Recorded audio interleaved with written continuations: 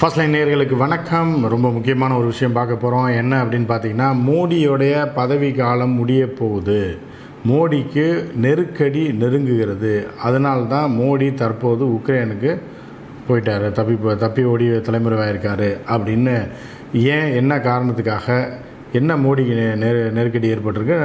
மோடிக்கு தான் அப்படி இப்படின்னு கூட்டணி குழம்பு வச்சு மெஜாரிட்டி காட்டி ஆட்சி போயிட்டுருக்கே அப்படின்லாம் நீங்கள் கேட்கலாம். உள்குத்து எந்த அளவுக்கு நெருங்கி இருக்குது, அதுக்கான சமிக்கைகள் என்ன உள்ளே நடந்துகிட்ருக்கு? ஆர்எஸ்எஸுக்கு மோடிக்குமான மோதல் உச்சகட்டத்தை அடைந்திருக்கிறது.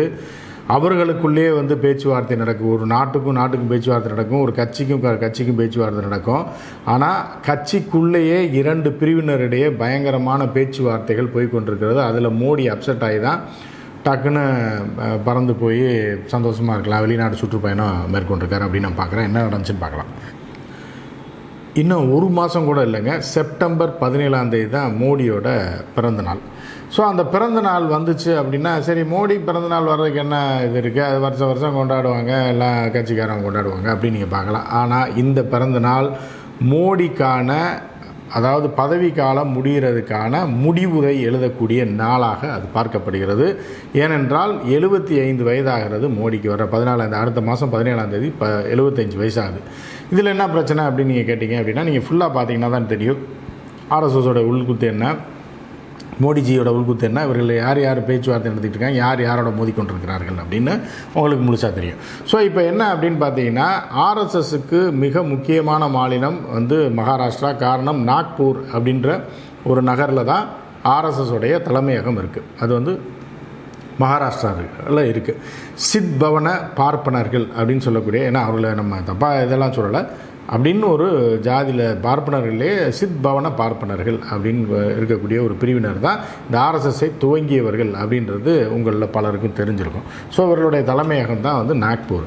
ஸோ இப்படி இருக்கக்கூடிய நிலைமையில் அவர்கள் கிட்டத்தட்ட மோடியாக இருந்தாலும், அத்வானியாக இருந்தாலும் சரி, முரளி மனோகர் ஜோஷியாக இருந்தாலும் சரி, வாஜ்பாயாக இருந்தாலும், இவர்களெல்லாம் சேர்ந்து தான் இந்த கட்சி ஆரம்பிக்கிறாங்க, பிஜேபி ஆரம்பிக்கிறாங்க. இதுக்கெல்லாம் இந்து ராஷ்டிரம், அகண்ட பாரதம், ஆனால் இந்தியா முழுவதும் இந்துமயமாக்குறது அப்படின்ற மாதிரியான பல கொள்கை கோட்பாடுகளை உருவாக்குகிறது ஆர்எஸ்எஸ் தான். ஆர்எஸ்எஸ் தான் பாஜக தலைமையில் யார் இருக்கணும், யார் ஆட்சிக்கு வரணுன்ற வரைக்கும் பின்னாடி இருந்து முடிவு செய்யும் அப்படின்றது உண்மை. யாரை மேலே கொண்டு வரணும், யாரை பதவிக்கு கொண்டு வரணும் அப்படின்றது எல்லாமே ஆர்எஸ்எஸ் தான் செய்யும். மோடிஜியே அப்படி தான் குஜராத் முதல்வராக இருந்தவரை கொண்டு வந்ததுன்னு உங்களுக்கு எல்லாருக்குமே தெரியும். இப்போ என்ன ஆகுதுன்னா, ஆர்எஸ்எஸுடைய கோட்பாடின்படி பாரதிய ஜனதா கட்சியோடைய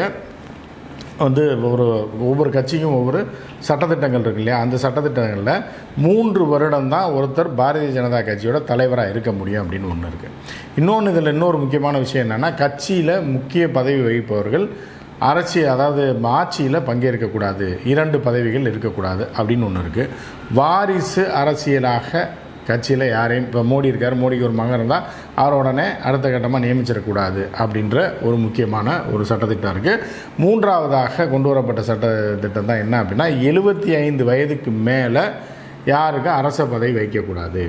சரியா? இப்போ இதுதான் ரொம்ப முக்கியமான ஒரு விஷயம். இப்போ மோடி ஆட்சிக்கு வருவதற்கு முன்பு மோடிக்கு 65 வயசாச்சு, 64 வயசாச்சு. ஸோ என்னன்னா, மோடி வராரு, ஒரு 5 வருஷம் இருப்பார். அதற்கப்புறம் அடுத்த 2ஆவது முறை யார் ஆட்சிக்கு வருவாங்கன்னா ஆர்எஸ்எஸுக்கே தெரியாது மீண்டும் ஜெயிப்போமா அப்படின்னு. சரியா? அப்படி இருக்கும்போது என்ன ஆகுதுன்னா, மோடி இந்த கேமை வச்சு என்ன பண்ணுறாருன்னா, அத்வானியை ஒழிச்சு கட்டிடுறாரு. அத்வானிக்கு 75 வயசுக்கு மேலே ஆச்சு, முரளி மனோகர் ஜோஷிக்கு 75 வயசுக்கு மேலே ஆச்சு, இப்படின்னு பல தலைவர்கள், பாரதிய ஜனதா கட்சியை துவங்கியவர்கள், ஆரம்பத்திலேருந்து இது பண்ணுறாங்க, ஆர்எஸ்எஸ்லேருந்து தான் அவர்கள் இதுக்குள்ளே வருவாங்க. எல்லாத்தையும் ஒழிச்சு கட்டிட்டு மோடி மட்டும்தான் வந்தாருன்றது உங்களுக்கு எல்லாருமே தெரியும். உடனே அவருக்கு வயதுக்கு குறைந்த அமித்ஷாவை கூட கூப்பிட்டு வந்தார். ராஜ்நாத் சிங் அவரோட வயசு கம்மி தான், ஒரு 5-6 வயசு கம்மி தான். அதே மாதிரி இன்னும் கட்கரி அப்படின்ற மத்திய அமைச்சர் இருக்கார் இல்லையா, அவர் ஆர்எஸ்எஸ் சித்தாந்தத்தில் ஊர்னவர், ஆர்எஸ்எஸில் மிக முக்கியமானவர் மோடி அமைச்சரவையில். சரியா? அடுத்து 2ஆவது இடத்துல இருக்கக்கூடியது ராஜ்நாத் சிங் அப்படின்னு நம்ம பார்க்கலாம். சரியா? ஆனால் இவரெல்லாம் நம்ம உள்துறை அமைச்சர் அமித்ஷா இருந்தால் கூட, அமித்ஷாலாம் அவருக்கு பின்னாடி வந்தவர் தான், வயதிலும் கம்மி, அனுபவத்திலும் கம்மின்ற மாதிரி, அவரெல்லாம் அதுக்கு பின்னாடி தான் அப்படின்ற மாதிரி இருக்குது. ஸோ இப்படி இருக்கும்போது என்ன ஆகுது அப்படின்னு பார்த்தீங்கன்னா, மோடிக்கு 75 வயது நெருங்குது. ஏற்கனவே நம்ம சொல்லியிருக்கோம், முதல் கண்டம் மோடிக்கு எலெக்ஷனில் தோற்றுருவார், மோடி மீண்டும் பிரதமர் ஆக மாட்டார்னு நம்ம சொல்லிக்கிட்டே இருந்தோம். ஆனால் தேர்தல் ஆணையத்தை செட்டப் செய்து இவர்கள் இப்படி சீட்டிங் பண்ணி கிட்டத்தட்ட 75 இடங்களில் சீட்டிங் பண்ணி ஜெயித்தாங்கன்னா அதுக்கு நாம் பொறுப்பேற்க முடியாதுன்னு நம்ம ஏற்கனவே சொல்லியிருந்தோம். ஏன்னா நம்ம வந்து அரசியல் சூழலை வைத்தும் அனுபவத்தை வைத்தும் ஒரு கருத்தை வேணால் சொல்லாமல் தவிர இவர் வந்து இப்படி சீட்டிங்லாம் நடக்கும் அப்படின்னு அதுக்கெல்லாம் நம்ம ஜவாப் தேவை ஆக முடியாது நம்ம ஏற்கனவே சொல்லிக்கோம். ஸோ இப்போ இந்த நிலையில் வந்து என்னென்னா 75 வயதாகுது மோடிக்கு, வர இன்னும் ஒரு மாதம் கூட இல்லை, உடனே அழுத்தங்களை ஆரம்பித்து விட்டார்கள் சுப்பிரமணிய சாமி மூலமாக. சுப்பிரமணிய சாமி ஒரு ட்வீட் போடுறாரு, வர 17ஆம் தேதி, இன்னும் ஒரு மாதம் கூட இல்லை, மோடி பதவி விலகப் போகிறாரா, இல்லை என்றால் வேறு வழியில் அவர் அனுப்பப்பட வேண்டுமா அப்படின்னு ட்வீட்டு போடுறாரு. அப்போ சுப்பிரமணிய சாமி போடுற ட்விட்டு யாருடைய கருத்து அப்படின்னு பார்த்தீங்கன்னா ஆர்எஸ்எஸ் எப்போவுமே அதில் பதவியில் இருக்கவங்களோ ஆர்எஸ்எஸோ ப்ரெஸ் மீட் வச்சு நீங்கள் எங்கேயுமே பார்த்துருக்க மாட்டீங்க. அதாவது அரசியல் ரீதியாக சரியா இருக்காது. ஸோ அவர்கள் வந்து நேரடியாக சொல்ல மாட்டாங்க. அவரோட மவுத் பீஸு யாருன்னா சுப்பிரமணிய சாமி போன்றவர்களில் ஒரு கருத்தை சொல்கிறாங்க அப்படின்னா அது ஆர்எஸ்எஸ் ஒரு கருத்தை நம்ம எடுத்துக்கலாம். எனவே 1ஆம் தேதி, அதாவது 17ஆம் தேதி ஆச்சுன்னா 75 வயசு ஆயிடுச்சு அப்படின்னு ஒரு இதை கிளப்பி விட்டுருக்காங்க. சுப்பிரமணிய சாமி மிக கடுமையாக இதை கொண்டு போயிட்டுருக்காரு. ஏன்னா சுப்பிரமணிய சாமி பெரிய ஆளாக அவரை பற்றியே பேசிகிட்டு இருக்கீங்க அப்படின்னு சொல்லாங்க. ஆர்எஸோட மவுத் பீஸ் இருந்தாலும். ஸோ இப்படி இருக்கும்போது இது ஒரு நெருக்கடி ஆரம்பிக்குது, இதற்கான பேச்சுவார்த்தை நடக்குது. அப்போ வந்து என்னென்னா ஆர்எஸ்எஸ் ஏற்கனவே பிரச்சாரம் பண்ணாததுனால, யூபியிலலாம் பிரச்சாரம் பண்ணால தான் ராமர் கோயில் வட்டத்திலே இருக்கக்கூடிய பகுதியில் ஒரு முஸ்லீமை போட்டு முலாயம் சிங் யாதவோடைய பையன் வந்து ஆளை நிறுத்தி ஜெயிக்க வச்சிட்டாப்புல சரியா.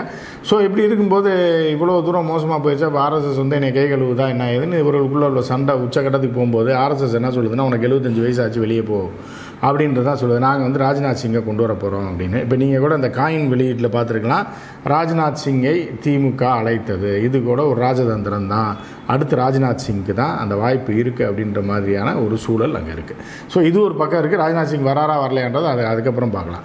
ஸோ இப்படி இருக்கும்போது 75 வயசு ஆச்சு, மோடியை வெளியேற்றுறதுக்கான எல்லா ஏற்பாடுகளையும் யார் செஞ்சுக்கிட்டு இருக்காங்கன்னா ஆர்எஸ்எஸ் செஞ்சுக்கிட்டு இருக்குது. அப்பா நீ ஆர்எஸ்எஸ்லேருந்து போனேன், இப்போ நம்ம இயக்கத்தோட கட்டுப்பாடு என்ன, நம்ம வந்து இந்த தேசத்திற்காக உழைக்கணும், இந்த இதுக்காக உழைக்கணும், இந்த ஆர்எஸ்எஸ் சித்தாந்தம் ஜெயிக்கணுக்காக உழைக்கணுமே தவிர தனிப்பட்ட முறையில் யாரையும் ஹீரோ ஆகிறது ஆர்எஸ்எஸ் விரும்பாதுன்னு உனக்கு தெரியும், நீ ஆரம்பத்திலேருந்து ஆர்எஸ்எஸில் நீ இருந்திருக்க அப்படின்ற மாதிரியான விஷயங்கள்லாம் சொல்லி பார்த்தாலும் ஐயோ ஓயா அதிகாரம் என் கையில் இருக்குது, நீ என்ன அப்படிங்கிறீங்க அப்படின்ற மாதிரியான ஒரு நீங்கள் பார்த்துக்கலாம். ஆர்எஸ்எஸ்ஸே காலி பண்ணிவிடுவேன், ஆர்எஸ்எஸ்ஸே பூட்டு போட்டுருவோம், எவனும் இருக்க மாட்டேங்கிற ரேஞ்சுக்கு ஒரு மிரட்டல் வந்ததாக அவர்களுக்குள்ளே பேச்சுவார்த்தை நடக்கும்போது என்ன ஆகுது அப்படின்னா, இப்போ வந்து மகாராஷ்டிராவில் பிஜேபி அப்படி இப்படின்னு விட்டால கிடையாடுச்சு, இப்போ சீட்டிங் பண்ணி ஆட்சிக்கு வந்துருச்சு. இதை இழந்து விடுவதற்கு அவர்கள் தயாராக இல்லை. அதனால் என்ன பண்ணுறாங்கன்னா, இந்த முறை தேர்தலில் மகாராஷ்டிராவில் பிஜேபி ஜெயிக்காது அப்படின்ற ஒரு சூழ்நிலை தெரிந்த உடனே என்ன பண்ணுறாங்கன்னா, 4 மாநில தேர்தலில் 2 மாநிலத்தை கட் பண்ணுறாங்க, ஜார்க்கண்டை இதையும்.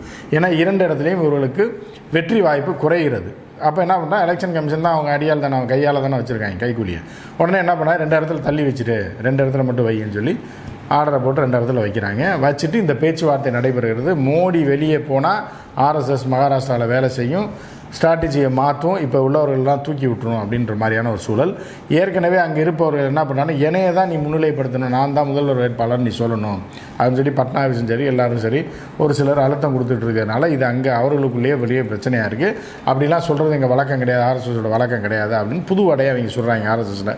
அப்போ மோடியை கொண்டு வரும்போது நாங்கள் அப்படி தானே கொண்டு வந்தோம், அத்வானியாக இருப்பாருன்னு நினச்சி தான் எல்லோரும் நினச்சிட்டு இருந்தாங்க. நாங்கள் மோடின்னு ஒருத்தரை கொண்டு வந்து போடலையா?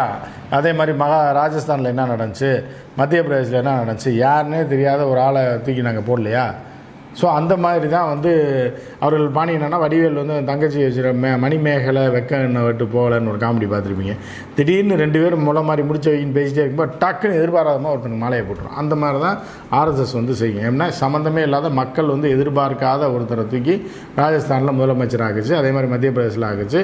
அதே மாதிரி தான் மகாராஷ்டிராவில் ஆக்கணுன்னே மகாராஷ்டிராவில் உள்ள மூத்த அரசியல்வாதிகள் நீ செய்ய முடிஞ்சே செஞ்சுக்க, நான் வந்து இதுக்கு உடன்பட்டாதானே தோக்கடிச்சிருவோனே அப்படின்ற மாதிரியான ஒரு இது இருக்கும்போது மகாராஷ்டிராவிலே தோற்று போச்சு அப்படின்னா ஆர்எஸ்எஸ் காலி, ஜியும் காலி. அதனால் ஜியை வந்து நீ வந்து வெளியில் போன்ற மாதிரி ஆர்எஸ்எஸ் சொல்லுது. இல்லை நீ முதல்ல வண்டியை கட்டு, நாங்கள் பார்த்துக்குறோம், நாங்கள் இத்தனை மாநிலத்தில் இதெல்லாம் மெயின்டைன் பண்ணிட்டு தானே இருக்கோம், இந்த முறை தோத்தா கூட நாங்கள் வடையை சுட்டு ஜெயிச்சு ஆளை செட்டப் பண்ணி ஆட்சி நடத்தலையா, நாங்கள் எல்லாத்தையும் மாற்றுவோம், நான் இருந்தால் தான் அதை பண்ண முடியும், நான் தான் சர்வதேச தலைவர், நான் தான் இந்திய தலைவர்னு சொல்லி மோடி சொன்னால இதில் அவர்களுக்குள்ள சண்டையை தான் மோடி எஸ்கேப் ஆகி உக்ரைனில் போய் உக்ரைன் பிரச்சனையை தீர்க்க போகிறேன்னு போயிட்டார். இப்போ உக்ரைன் பிரச்சனையில் உள்குத்து என்ன அப்படின்றது நம்ம தனியாக ஒரு வீடியோவில் பார்ப்போம். உக்ரைன் போயிருக்காரு. அதாவது என்னென்னா, ரஷ்யாட்ட ஆயில் வாங்குறாரு விற்கிறாரு அப்படின்னு இருக்கும்போது உக்ரைன் வந்து ரஷ்யாவுக்கு பிடிக்காதனால அதில் போய் இறங்கி அந்த இவரை வந்து இப்போ கட்டி பிடிச்சி 2 பேரும் ஒன்றா ஸ்கூலில் படித்த மாதிரி கட்டி பிடிக்கிறாரே மோடி. இதற்கான விஷயம் என்ன அப்படின்றத நாளைக்கு பார்ப்போம், இல்லை அடுத்த வீடியோவில் பார்ப்போம். மற்றும் ஒரு நிகழ்ச்சியில் சந்திப்போம். நன்றி, வணக்கம்.